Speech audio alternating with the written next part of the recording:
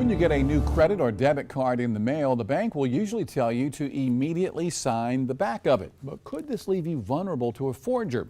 Tonight, our Verify team has the answer. These days, paying by credit or debit card takes just a quick tap or the insertion of a chip. Often the card never leaves your hand, but sometimes you're required to sign for an item, and a cashier might even check to make sure the signature matches with the one on the back of the card. Verify viewer Deborah emailed us to ask if signing the back of the card would make it easier for identity thieves to copy your signature. So let's verify. Is signing the back of your credit card a significant security risk?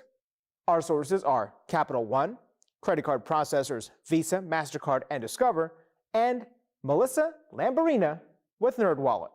Years ago, signatures were the only tool to combat card fraud.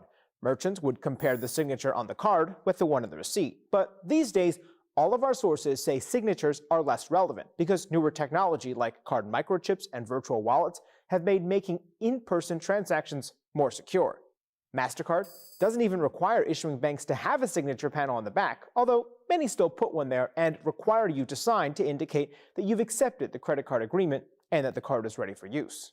Signing the back of your debit or credit card makes it valid. That might be required by banks or merchants, so it's necessary in order to be able to make a transaction, for example. As for whether signing the card can increase fraud, Discover points out that your signature is hardly a secret, but it would take a thief a lot of time and effort to forge it. Definitely longer than one would expect to spend in the checkout line. So, no, signing the back of your credit card is not a significant security risk.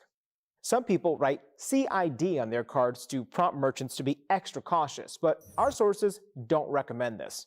First, cashiers rarely look at people's cards, so it's unlikely they'd actually see your request. And second, Lamborina says if your bank requires customers to sign the card, then writing CID might mean your card isn't technically valid. Instead, she recommends just signing the back and monitoring statements for any fraudulent activity. With your Verify, I'm Brandon Lewis. We are sitting here learning as you learn about all of that tonight. Something new every day. How about that?